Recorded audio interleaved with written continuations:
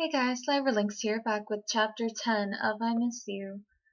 I'm not sure how many of these videos I feel like doing tonight. I'm thinking maybe I'll end here unless there's a really good cliffhanger that I want to continue with or something. But I guess we'll see. I'm just gonna get right into chapter 10. May awoke unusually early in the morning and decided to go for a stroll out in the woods. She quickly combed through her hair and got dressed. Then she ran to her kitchen and made some lunch for later on when she got peckish. She threw everything in a bag and walked back out into the living room. Beautifly, I'm going for a walk, she told the Pokemon, who was currently sitting in its usual spot by the TV. Will you be okay over here on your own? Beautifly nodded and turned its attention back over to the television, completely hooked on the reality show it was watching. May laughed at the Pokemon. She always thought that Beautifly was a child trapped in a Pokemon's body. It was just so human sometimes. May set a tray of snacks to the side for Beautifly to munch on later and set off on her journey into the woods. May walked at a brisk pace, taking in all the scenery around her. The forest never seemed to change much. Same pine trees, sometimes growing an inch or two. Same pine needles and same sweet scent in the air. As May walked around, she realized just how much she missed exploring the forest. She didn't venture here that often anymore. Instead, she had been going to a secret spot by a cliff. She halted as she thought of that spot. It really hadn't been that secret considering the fact that Drew had discovered it with ease. She dismissed the thought of Drew immediately. She didn't want to waste her time debating who to choose. She'd worry about it later.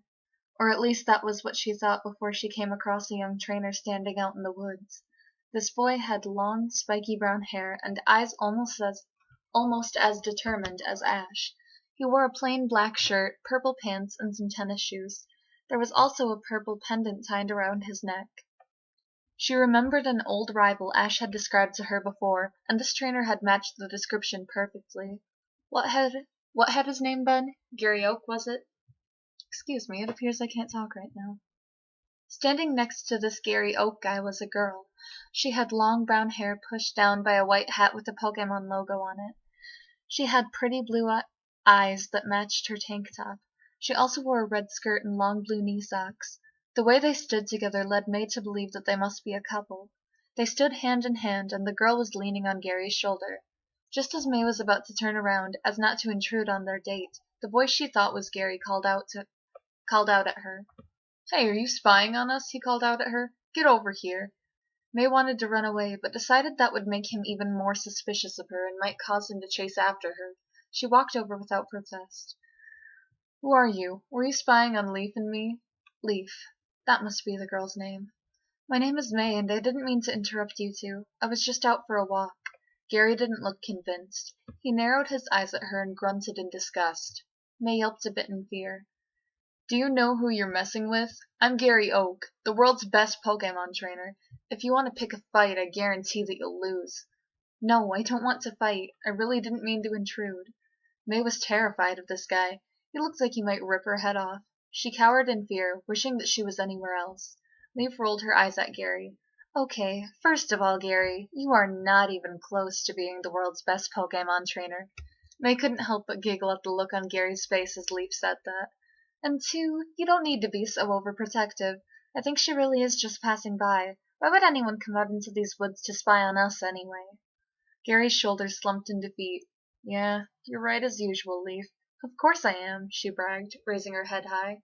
"Now apologize to her." Gary turned back over to May, who stood there, no longer afraid. Gary didn't say anything for a long period of time. Leaf stomped on Gary's foot, and Gary screamed in pain. "I said apologize to her." "Okay, you don't need to be so rough." Gary looked over at May. "Sorry." May decided to give this jerk a hard time. She cupped her hand around her ear, pretending as if she didn't hear. "I'm sorry. Could you repeat that?" Gary hissed under his breath. "You heard me. I'm sorry. Just leave us alone now." Meh. Leaf glared at Gary, then turned over to May and smiled. "Sorry for this idiot over here scaring you like that. He's actually pretty harmless. It didn't take long for me to wrap him around my finger." May laughed as Gary's face went red. She'd only known her for about 5 minutes, but she liked this Leaf girl. Once May stopped laughing, she asked Gary something. "You know Ash Ketchum, don't you?" Yeah, what about him? Questioned Gary. Well, how much do you know about him? I wonder what's up with the random spacings that I have sometimes. That's a weird mistake. I know that he's a rookie trainer compared to me, he said, holding his chin high. Leaf elbowed him in the side, wiping the arrogant look right off his face. As Gary rubbed his side, Leaf asked, We both know him pretty well? Is there anything you want to know about him? Oh, there's no real need for that question mark. We both know him pretty well. Is there something you want to know about him? May nodded, a bit embarrassed to be asking total strangers about him. Leaf snickered a bit. Do you maybe want to know about his love interest? May's face turned beet red. How did she know that it would be about that? Could she read people's minds? Leaf looked a bit surprised, but also mischievous. It is about his love life, isn't it? Maybe. Yeah, May admitted shamefully. Something about this girl made her feel weak. Leaf was really good at controlling the atmosphere around her. Leaf grinned evilly. What is it that you want to know? Well, I was wondering if he had a crush on any of the girls he traveled with. Leaf smiled knowingly. None of them. Except this one that he won't stop talking about. May's chest began to feel heavy. Who is it? You, sweetie. You're May Maple, right? A day had passed since the walk. After May had talked to Leaf, she had finally made up her mind. Ash was leaving Johto tomorrow, and nothing was going to stop her from boarding that ship. Her feelings were all in line now. She loved Ash. He loved her. She would be stupid not to go back to Unova with him. Her heart beat fast as she thought of tomorrow. Tomorrow would be the beginning of a new era of happiness. Wait for me, Ash, she thought to herself. Oh, that's kind of cute. It kind of time skips and is a bit fast at the end there, but that's still cute. Chapter 10 reviews. Let's go. Ruru.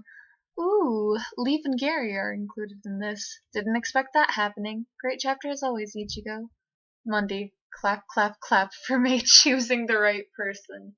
Absolutely. Red Hood Lover. Okay, Leaf is my favorite character now. Same. I used to love using her so much. Guessed. I love Leaf's personality. So funny. I really liked characters like Leaf who were blank slates and I could create them into whatever I wanted. Sometimes I'd even take the characters and sort of distort their personalities to my will as well, but hey, mistakes can be made. I guess that's it for now. Like and subscribe for more content, let me know what you think in the comments, and I really hope to see you in another video. Bye!